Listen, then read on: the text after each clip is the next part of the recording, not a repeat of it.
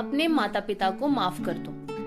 हाँ, मैं सही कह रही हूँ। ऐसा क्यों कह रही हूँ? ये कहानी आपको सोचने पर मजबूर कर देगी कि आप अपने माता पिता के साथ क्या कर रहे हैं। राघव की ये कहानी न केवल आपको भावुक करेगी, बल्कि ये सिखाएगी कि शिकायतें छोड़कर उनके संघर्षों की कदर कैसे करनी चाहिए। इस कहानी का आखिरी हिस्सा आपके दिल को छू जाएगा, इसलिए इसे आखिरी तक जरूर देखें। राघव एक छोटे से गांव में पला बढ़ा। उसके माता पिता ने उसे हमेशा प्यार और परवरिश दी, लेकिन सीमित साधनों के कारण उसे गांव के सरकारी स्कूल में पढ़ाई करनी पड़ी। राघव बचपन से ही महत्वाकांक्षी था और बड़ा आदमी बनना चाहता था, लेकिन जब कॉलेज पहुंचा तो उसने महसूस किया कि शहर के बच्चों को उससे कहीं बेहतर सुविधाएं मिली थी। अच्छे स्कूल, इंग्लिश मीडियम की शिक्षा और आधुनिक तकनीक। राघव के मन में धीरे धीरे यह शिकायत घर करने लगी कि अगर उसके माता पिता ने भी उसे बेहतर स्कूल में पढ़ाया होता, ज्यादा सुविधाएं दी होती, तो वह भी दूसरों की तरह सफल हो सकता था। वह खुद को उन बच्चों से पीछे महसूस करता था जिन्हें जीवन में ज्यादा अवसर मिले थे। एक दिन कॉलेज से घर लौटते समय उसने अपने माता पिता को यह बात कह दी। उसके पिता ने उसकी बात को ध्यान से सुना, लेकिन कुछ नहीं बोले।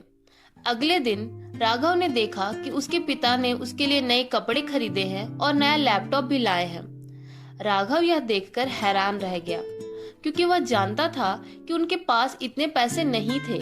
उसने उनसे पूछा, पापा, ये सब क्यों लिया और आपने पैसे कहाँ से जुटाए? उसके पिता ने मुस्कुराते हुए कहा, बेटा, जब तुम छोटे थे तो मैंने और तुम्हारी माँ ने दिन रात मेहनत की ताकि तुम्हारी किताबें और स्कूल की फीस भर सके। हमें पता था कि तुम्हें बेहतर मिलना चाहिए, लेकिन हमारी सामर्थ्य बस इतनी थी। हमने जो किया वह हमारी समझ और हालात के हिसाब से सबसे अच्छा था।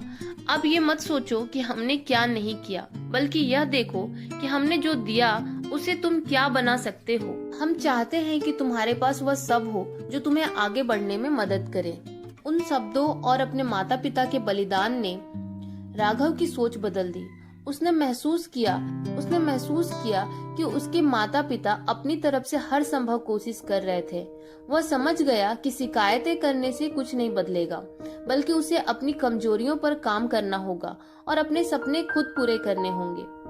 राघव ने इंग्लिश सीखना शुरू किया, ऑनलाइन फ्री कोर्सेज किए और अपनी पढ़ाई पर ध्यान केंद्रित किया। धीरे धीरे उसने एक बड़ी कंपनी में नौकरी हासिल की। एक दिन जब वह अपने माता पिता को शहर में अपने नए घर में लेकर आया तो उसने कहा, आपने जो मेरे लिए किया वह मेरे लिए सबसे बड़ा तोहफा है। आपने हमेशा अपनी सीमाओं के बावजूद मुझे सबसे अच्छा देने की कोशिश की। आज मैं जो कुछ भी हूँ वह आपकी वजह से हूँ। यह कहानी हमें सिखाती है कि माँ पापा हमेशा अपनी सामर्थ्य से बढ़कर बच्चों के लिए करते हैं। उनके प्रयासों की कदर करते हुए हमें अपनी जिंदगी की जिम्मेवारियां खुद लेनी चाहिए। शिकायतों से तो कुछ नहीं बदलता, लेकिन अपने प्रयासों से सब कुछ बदला जा सकता है। इसलिए अपने माता पिता को माफ कर दो। इस कहानी से हम कई बातें सीख सकते हैं। पहली, माता पिता का संघर्ष और त्याग को समझें। माता पिता हमें अपनी परिस्थितियों के अनुसार अपने बच्चों के लिए सबसे अच्छा करने की कोशिश करते हैं। उनकी मेहनत और संघर्षों को समझना और उनकी कद्र करना हमारी जिम्मेदारी है। दूसरा, शिकायतों से कुछ नहीं बदलता। बीती बातों के लिए शिकायतें करने से भविष्य नहीं बदलता। जो मिला है उसी से अपना सर्वश्रेष्ठ बनाने की कोशिश करें। तीसरा, जिम्मेवारी स्वीकार करें। अपनी सफलता के लिए दूसरों को दोष देने के बजाय खुद की जिंदगी की जिम्मेवारी ले। चौथी, सुधार और सीखना जारी रखें। अपने कमजोर पहलुओं पर काम करें।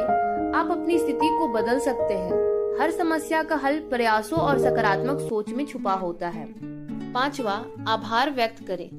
अपने माता पिता के प्रयासों का सम्मान करना और उनके योगदान को स्वीकार करना सच्ची सफलता की निशानी है। अगर आपको मेरी यह कहानी पसंद आई तो इसे लाइक करें और चैनल को सब्सक्राइब करें। धन्यवाद।